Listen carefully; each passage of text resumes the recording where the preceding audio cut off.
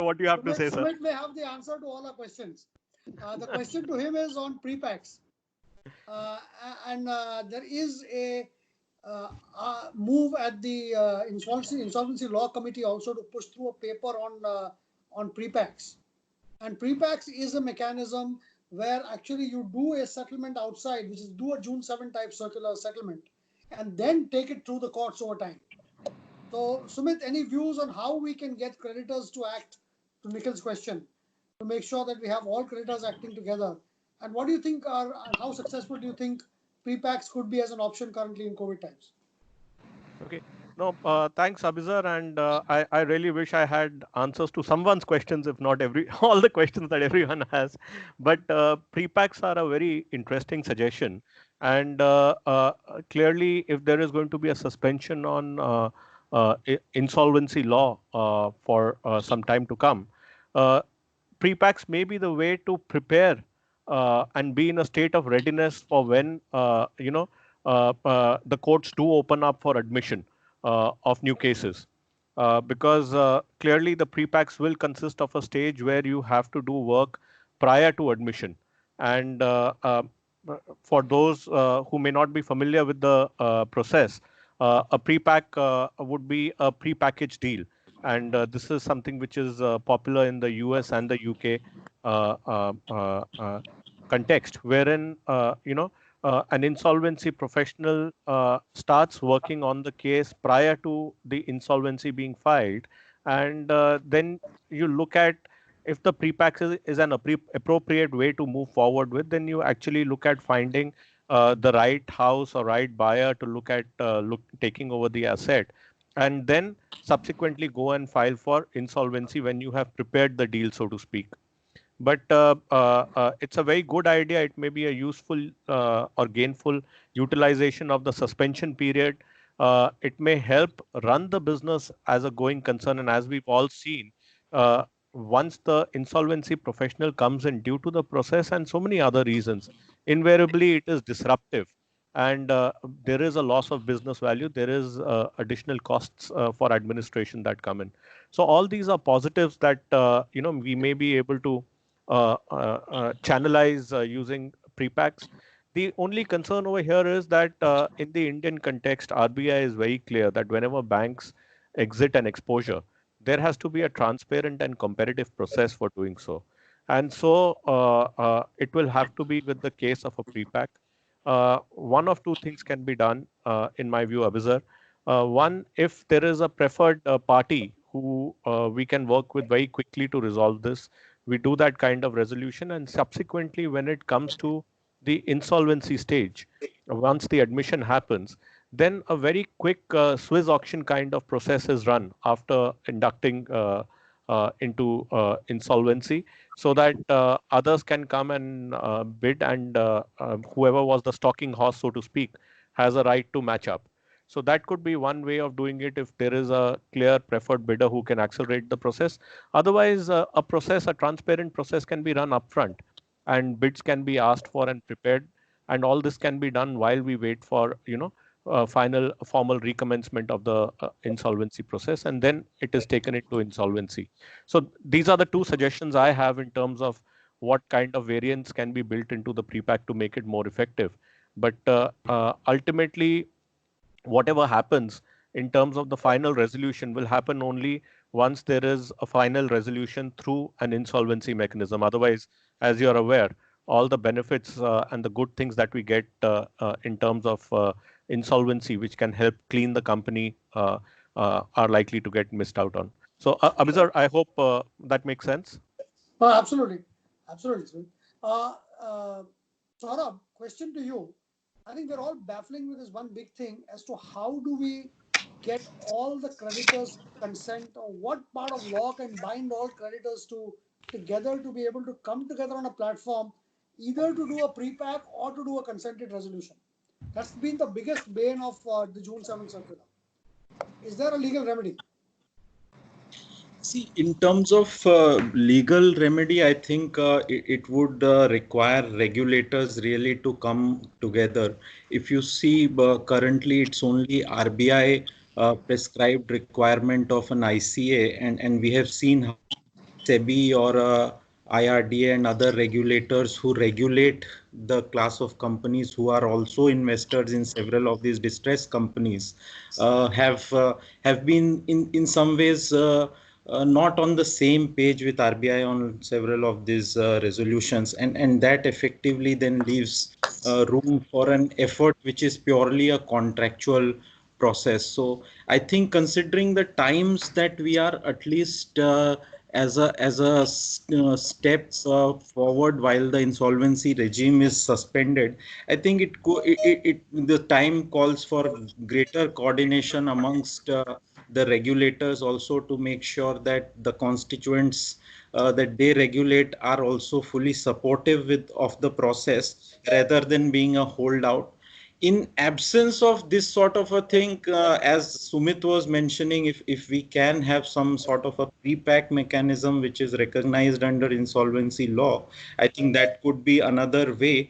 But that would require some changes in law, and that's another policy level approach which can solve the problem. So I think these are two options. Otherwise, as I mentioned earlier, Companies Act option has been there in the book for very long, but considering it's a judicial process, it always has its challenges. So I would think, I mean, in a meaningful way to solve the problem, one can look at regulatory coordination or pre-pack, one of the two options, to really make sure that creditors, investors don't lose time in these situations, and the resolutions can be worked out in a more coordinated way. Correct. So you're talking about 29A going away. We won't debate that because I'll take the rest of our time over. Well, I mean that's a very relevant issue. I mean, 29A, of course, has been there for a while, but considering the situation, market situation that we are in currently, with the drop in valuations and our overall experience also, I mean, already you are seeing a broad consensus around 6-month extension of existing CIRP cases also. I mean, if there is appetite at this time in terms of overall assessment for say strategic or financial to come and say completely replace the existing owners, I think only in that sort of a situation one would look at possibility of resolutions working out very effectively with 29A.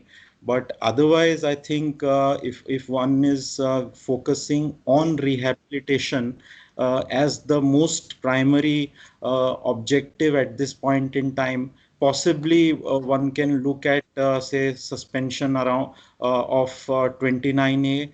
Also, in the short run, at least for pre-insolvency processes, also that could be a way forward. I mean, we have had these discussions, multiple situations where, I mean, other jurisdictions are also looking at some of these issues, and from a creditor standpoint, it's not really India which has suspended the insolvency regime. It's several other jurisdictions, including UK, which has announced some changes yesterday in its law. So I think the times are such, it calls for some different approach to solve the problems. But at the same time, banks need to have that protection that the assets are not downgraded, and you can salvage the asset without having to take the brunt of restructuring with the existing management. So I think those are issues which will have to be considered along with 29A suspension, with a view to meaningfully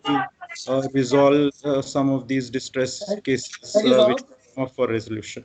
Thanks, Saurabh. We finally have Mr. Shroff online. Mr. Shroff, yours was the very first question which I asked, but you unfortunately were not there with us because of technical hiccups. But clearly, I think this panel and this group wants to know, one is that, what do you think of this 1-year suspension? How valid do you think it is in law? Can you have parts of a law being suspended, especially a law which has been so successful in our country? Can you take away a right from a bank to actually file for insolvency? And of course, what do you think of this, the government's right to not classify an account as a default under IBC if it's a COVID-related loan? I know a bunch of questions, but I really want to give you a 10-minute monologue. Yeah, I think in terms of the right to suspend, essentially what the technique that they're adopting is the introduction of a new section 10A, which will basically have the suspension of the provisions of section 7, 9, and 10. So they are currently, the current thought and whatever has been discussed at the cabinet level proceeded on the footing that the right to file proceedings was going to be suspended. It is, and therefore, because it's a right to suspend the right to file, there cannot be any new cases which will come up, but old cases would technically be continuing. There is no bar of something which has been filed prior to the date when the ordinance comes or when the law comes. Those will be continuing and they are not being suspended because the section suspension of 7, 9, and 10 is only new filings. It does not relate to the old filings. That's one. So situation, as I said, the ability to suspend is there in the law. If you deactivate section 7 and 10 and 11, that right is embedded in the law already. They have the right to suspend any provision of the act. Okay. Now, in terms of, therefore, validity is there. It is a part of the law. Now, in terms of the creditor's right, as I look at it, the non-starting of an application under 7, 9, and 10 gives, it suspends the right to appoint a RP or an IRP. It also suspends the very critical question that section 14, which relates to the moratorium, is not available. So if the moratorium is not available under section 14, so somebody talking on the line. Somebody needs to mute it. Can I request everybody to go mute? Dr. Nidhi, can you just mute everyone, please, except Mr. Shroff? Yes, so as I was saying, that one of the critical issues that we have pointed out to the government and to industry is that if you are suspending section 7, 9, and 10, you are actually disabling two things. You cannot appoint an IRP, you cannot appoint an RP, number one, and there is no moratorium from filing legal proceedings. So you are opening up a front which basically says that you can file an ordinary civil suit, you can go to the DRT, you can take a SURFACE action, and all that is valid. So you are actually opening up a bigger gap than what exists today, because in the IBC process, you have the moratorium against legal proceedings. You can stall all forms of legal proceedings, all forms of execution and distress kind of applications, attachments, all that would be suspended if the IBC continues. But if you're saying that section 7, 9, and 10 are suspended, you are actually opening out the companies to a far greater assault by creditors, because they are not going to sit. They will take action for appointment of a receiver, or they will take the custody of the company, because these are secured assets. So there will be actually greater distress, in my view, than what they are trying to plan for. It's only the IBC which will be, so you won't get a fresh insolvent order, but you are certainly entitled to go after the assets, and you're certainly entitled to go after recovery. So to say that it takes away the right, that is wrong. Okay, number one. Now, let me take the last question. The speech has also indicated that what she calls as the COVID loan would not be subject matter of a default. Now, therefore, there are many assumptions that she makes in that supposition or that prospect that she says. Firstly, there will be a classification of loans which are considered loans which equivalent to interim financing, because basically you're saying COVID is an interim process. I'm going to give you COVID loans, which I'll have to define first, which is obviously not interim finance in the traditional sense that is meant, that you can take money for the continued running of the company for operations, and you would get a super priority right, and the lenders will consent to your priority. That is what is ordinarily meant in the IBC. There is no indication or there is no statement of any considered deep thinking on the process of whether this COVID loan will rank last, in the sense, will it be in priority after all the claims of the right through to the government, because it has been consciously done in insolvent circumstances, and to claim a priority would be a fraud. So that's going to be a critical question to consider. Or alternatively, the government can say these are loans given to companies to survive, and therefore I am creating a statutory priority over everybody else except RP costs and except workmen, and they will get a first right from, if at all a company goes into insolvency, then they will get a first right of distribution, and lenders you will come second. So there are many, many open issues. All that the indication is given that if a loan is given specifically as meant by her, then that loan will not be treated as in default because there would be no expectation of repayment during the COVID period. There cannot be a default if the loan is not repayable in the COVID period. So that is why she has said that it will not be considered as a default. Okay. The loan terms will have to be such that there is no default in COVID. So, and of course, what is COVID loans is not defined. No, but they'll have to define it. They'll have to define. They'll have to define COVID per se. One of the questions from the participants of the chat is that would you think Section 10 also should have been suspended along with Section 7 and 9? No, I personally, in fact, my recommendations have always been that 10 is a voluntary action of the company. If the company and its shareholders decide that they can't do business, you can't stop them from winding up because there's a cost of running a company. So I think there will be a petition filed trying to strike it down. This restraint that, you can't stop your own. After apart limited judgment of the Supreme Court, it is clear from the Supreme Court's enunciation that the right to start business and the right to close business is that of the promoter. It's a fundamental right, effectively, right as part of the fundamental rights section or article. It is a right to do business. The right to do business embeds the right to close business. That's a part of the law declared by the Supreme Court. So to say that I will suspend your right to close business when I can't run it, and when I don't see the prospects of getting another buyer, then that puts an impossible burden of the promoter. Of where is he going to get the money to keep it maintained also? So there's a maintenance cost, there's an operating cost, there is a cost of security. All those issues have not obviously been considered when you say Section 10 will also be wound up. Why should I be stopped if I've got a voluntary right? Sorry, Sumit, you had a question? No, what I was saying was, Abhisar, it's interesting. I think Australia has recently done something wherein they have put a suspension, but they leave it up to the directors whether to avail of the suspension or actually put the company into insolvency for the next 6 months. So Sumit, lots of companies have come up.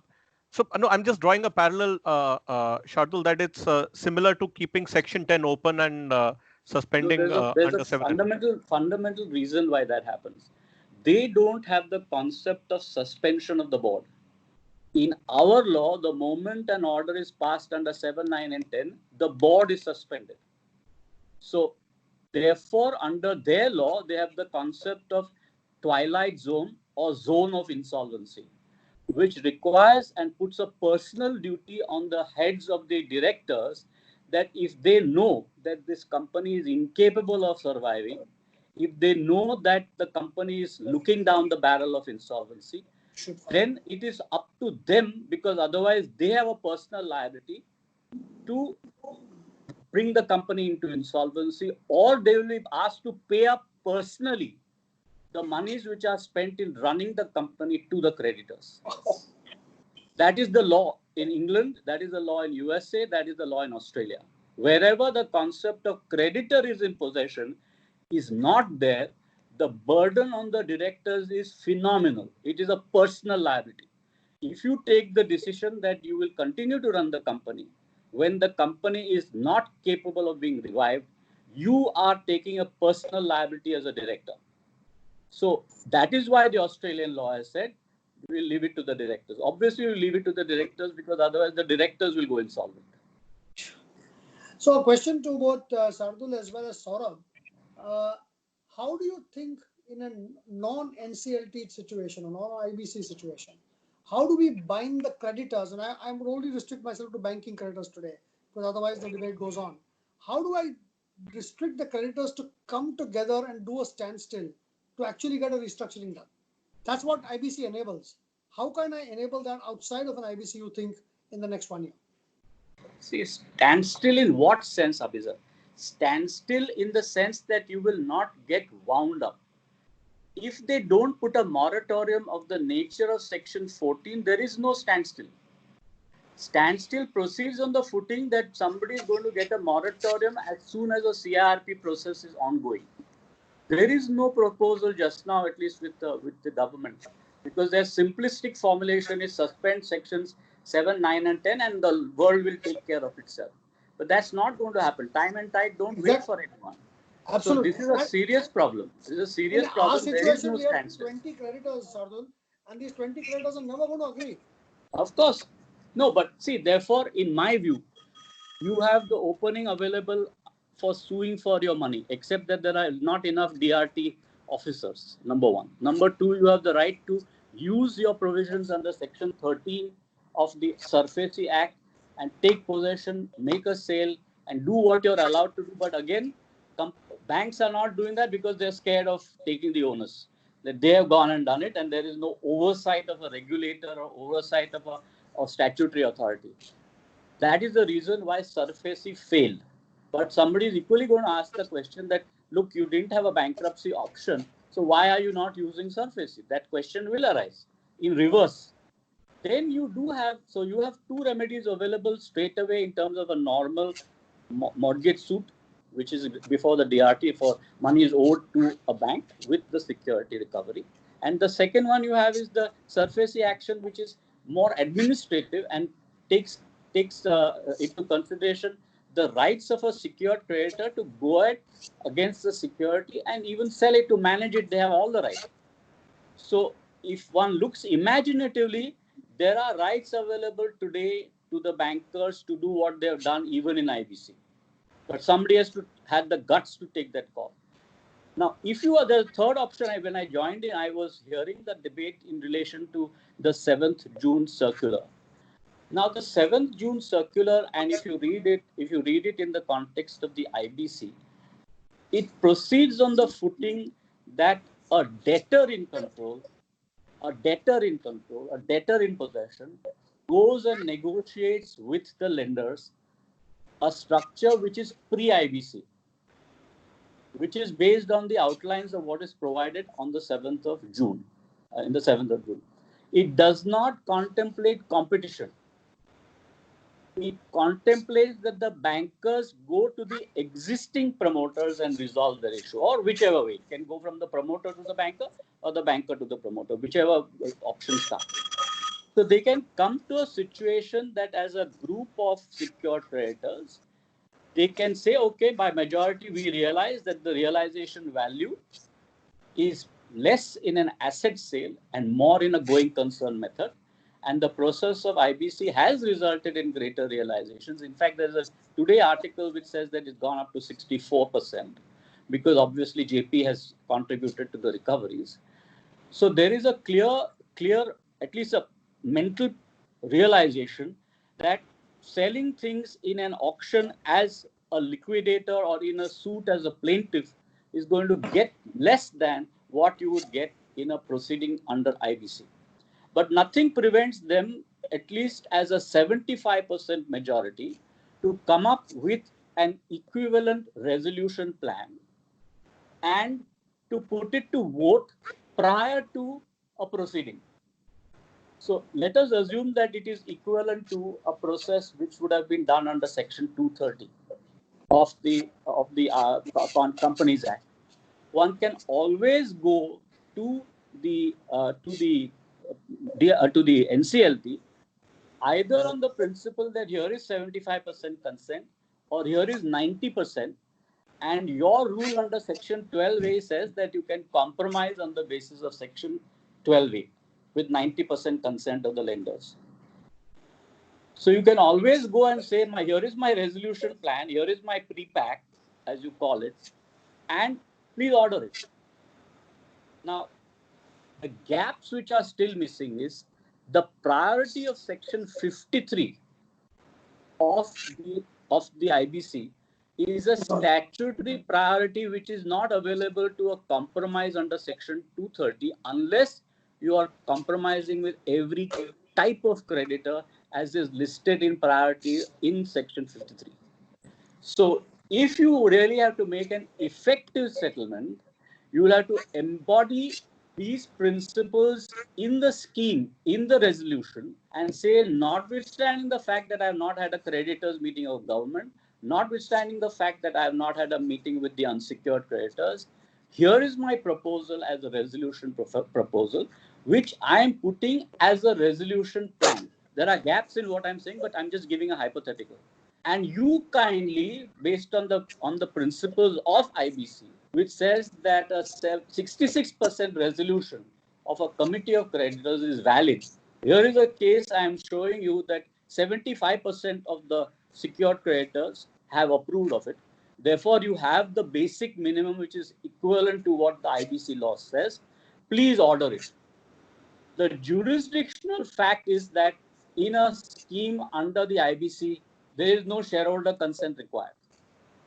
So if you bring this process to the IBC as IBC, irrespective of the fact that you did not have 7, 9, and 10, you can still invoke the jurisdiction by saying, here is my creditor approved proposal. You are not supposed to ask anybody else other than the financial creditors. My financial creditors have by 75% majority approved of this. Please order it. Now, this has its gaps in the simple principle that the major statement in the preamble is maximization of value. Number one. Number two, it has a situation, basically 29A in my view is not an issue at all, because if you have not invoked section 7, 9 and 10, then 29A does not come in the picture at all. Because you're basically not doing a resolution under IBC, you're doing it outside IBC under the 7th of June, under the 230A kind of provisions. And the authority is the same. NCLT, whether it's under the Companies Act or under the IPC, is the same. So if an administrative guideline is issued by the government, then subject to the principle of maximization of value, which means auction, which means making facts available to the public, which means competition in terms of an information memorandum, and which is a big spin in this issue that whatever goes in as a promoter's resolution plan will be put into auction, and you have to take care of confidentiality, the whole host of issues that you have to take care of. And that competition will enable you to realize the maximum value because the promoter is entitled to bid. It is on his scheme in any package, pre-package structure, the right of first offer or the right of last bid is always with the promoter. So if the promoter is given the ability to always top it up and compete so that the real value is realized and it's not a throwaway kind of process, you have to do that. In any pre-pack formula, it will not work under Indian context unless and until there is competitive pressure. The mandate of the preamble has already been interpreted previously in Dalmia Cement, where they gave the right to the Birlas to participate on the basis that it is realizing more value. So this structure is not unknown to the court, but it requires a lot of imaginative thinking of how to do it, which I don't see today in the government's process. But Sharul, don't you think that's been incorporated into the pre-pack rules? Effectively, it blends. The pre-pack rules, Abhizar, pre-pack rules will not happen unless they overcome this issue of competitive price. Pre-pack rule proceeds on the footing that a promoter can pre-pack the solution and tell the lenders, please consent, which results in a rework or a novation of their agreements. Because at no point of time is a promoter displaced in his possession of the factory or possession of the corporate debtor. He remains in possession. Whereas in a pre-pack, if it is competitive, somebody else will step in, which is possible because an RP is sitting in IBC. The moment you say a debtor is in control, the problem of removing the debtor in control is massive. So pre-pack only works in the context of the promoter who is already the incumbent. And you will have to have special rules to when you have to displace somebody. You will have to have a special rule that notwithstanding 7, 9, and 10, you as the NCLT will have the ability to displace the prior management. You as the NCLT will have the ability to do everything else that is capable of change, including, for example, your demerger, merger, cancellation of capital. All those powers must be remaining in the powers of the NCLT, even though 7, 9, and 10 is not applicable. So there's a lot of imagination which is required, which currently they are following a very simple rule. I don't have the man capacity of NCLT. I am therefore going to shut the window of new cases. And I'm going to tell the people at large that because it's a pandemic, don't worry, you will not be wound up. It's a very simple kick the can approach. I don't think they're so sophisticated. They have not thought sophisticatedly in terms of what they can do in the interim. So this is unless and we've tried to explain it to the government and they've just put a blank wall. We are only concerned with no more filings because we have got 8,000 cases filed and not brought for admission. 8,000 cases are pending before the NCLT, which have been lodged but not come up for hearing. So they're saying we can't take more.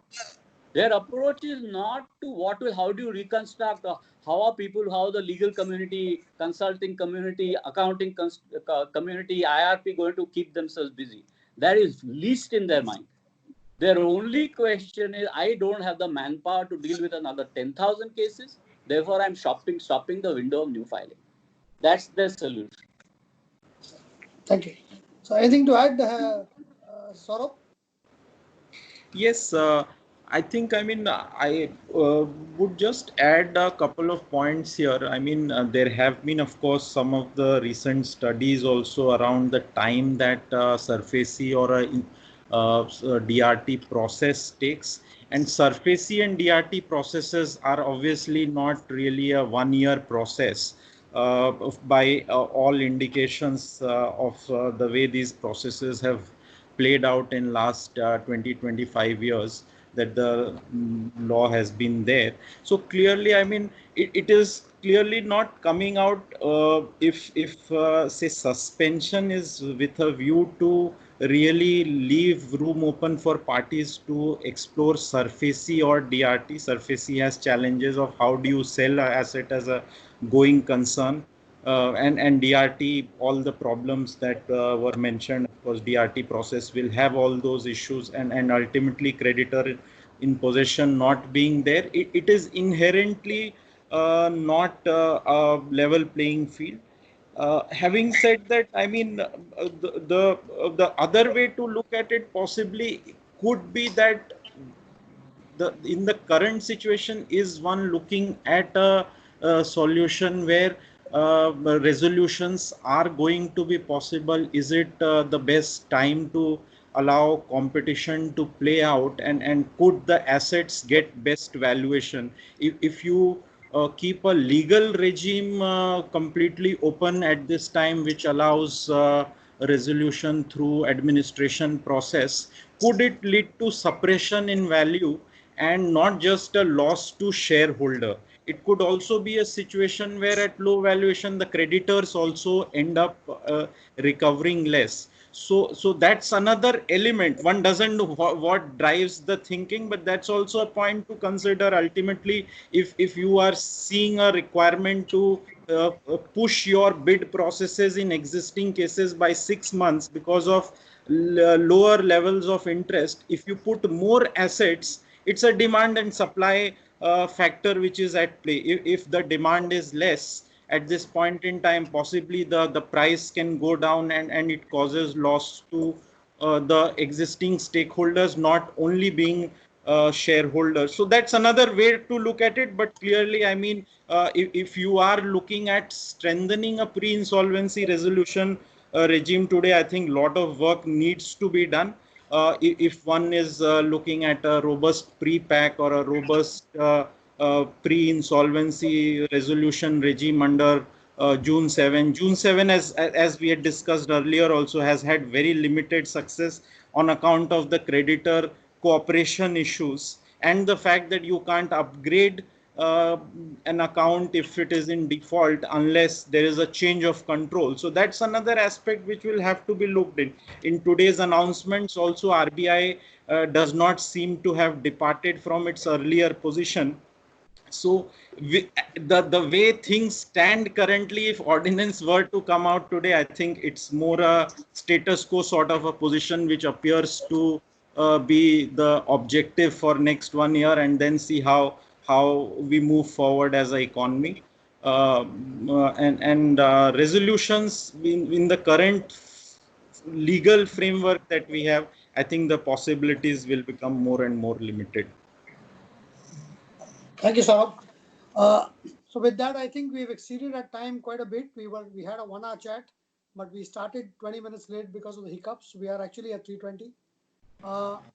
I have been asking questions that the audience had over time to time by going through the chat, and just want one concluding remark from each one on what do you think of a bad bank proposition.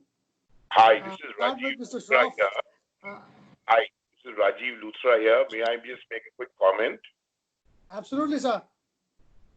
Shardul, thank you all, but Shardul, I totally agree with your ridiculousness of suspending Section 10. And everybody here, please wish Shardul a very, very happy wedding anniversary. God. Rajiv, you had to do this anniversary. today. Yeah? Thank you. Thank you all the best, and lots of love. Thank you. Thank you, Rajiv. So sorry, Shardul, we'll start with you. What's the view on the bad bank? Maybe just 2 minutes each, and then we close. I think in my view, it will just add many more administrative layers. Number one. Number two, the cost of transfer, the cost of transferring records, it will postpone things. Nothing prevents an existing bank to asset securitize, and that itself is an act in many ways. The asset will move to a bad bank.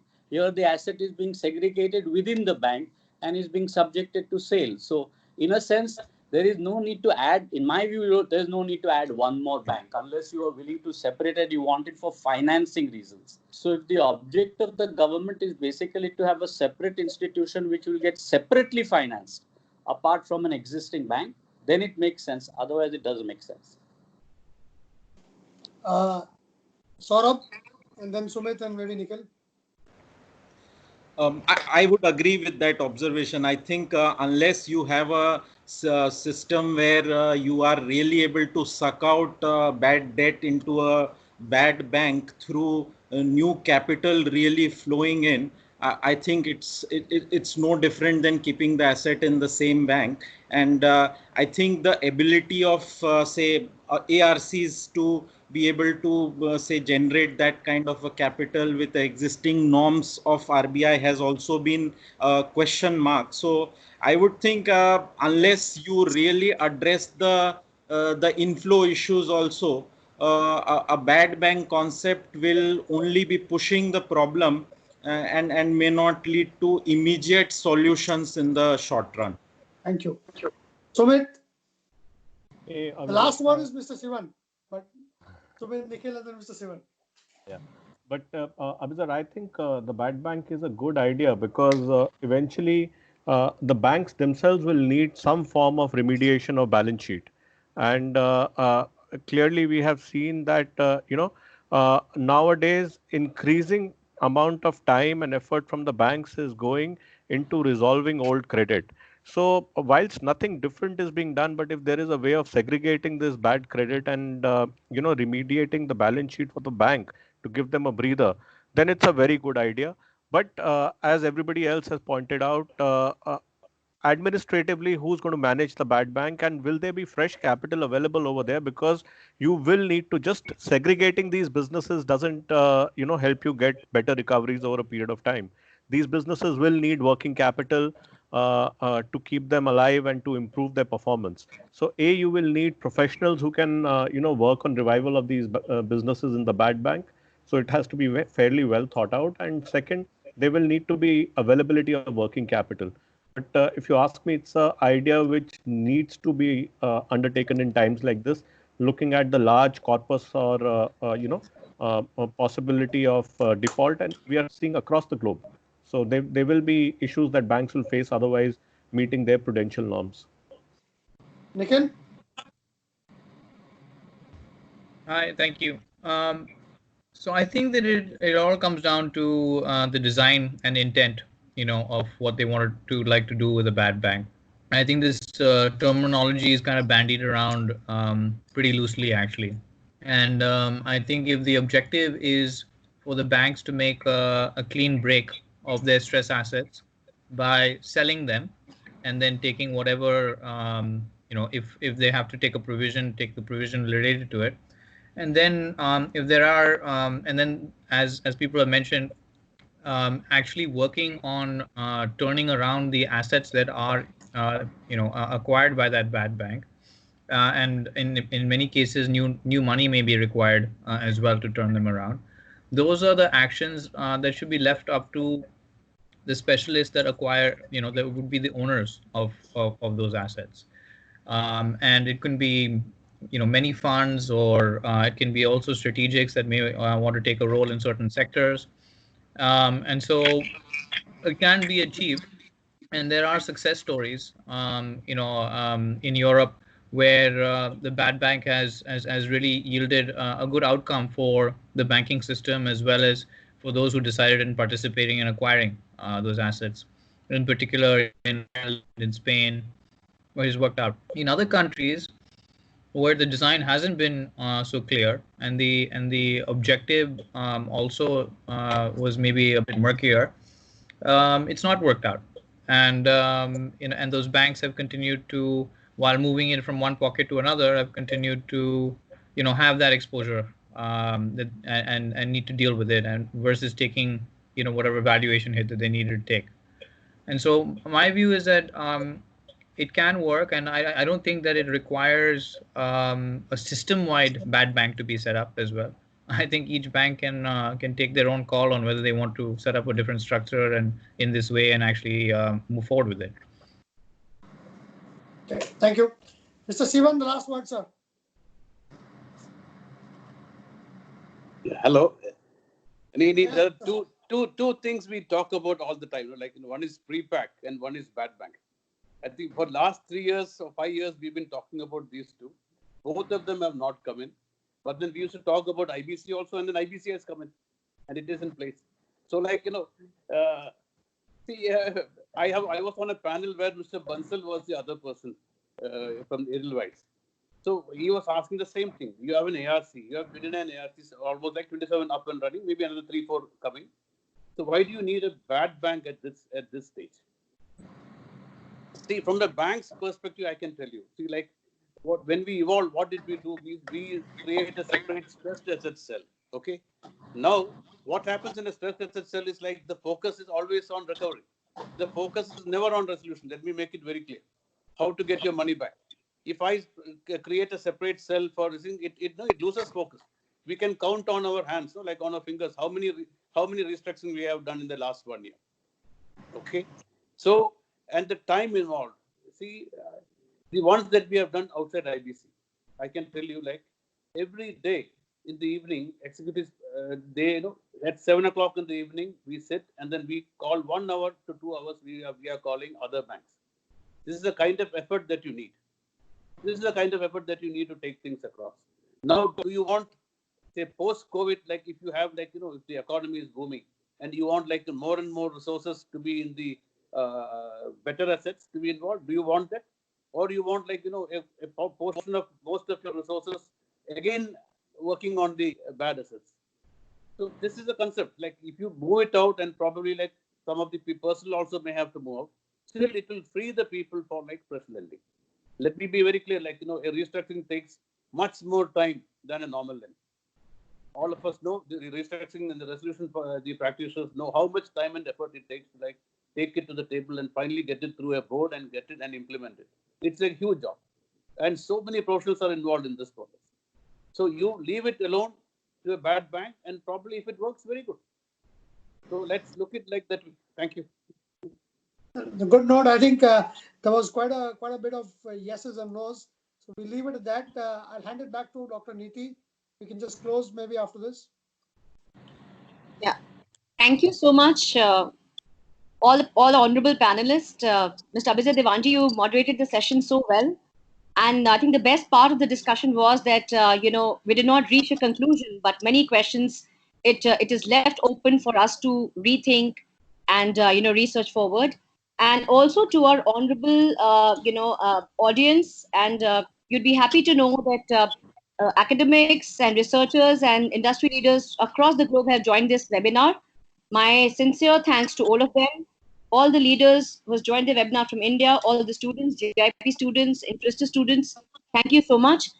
I would not take much of your time thanking each one of you, but I must say that, each of the panelists had great perspective to offer.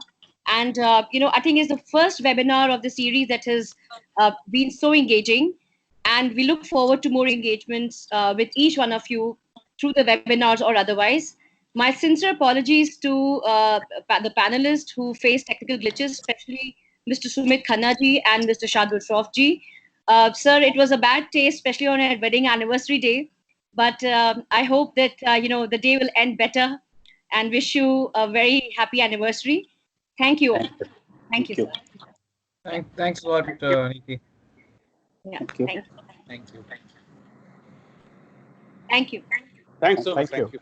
Cheers. Bye-bye. Thanks, Neeti.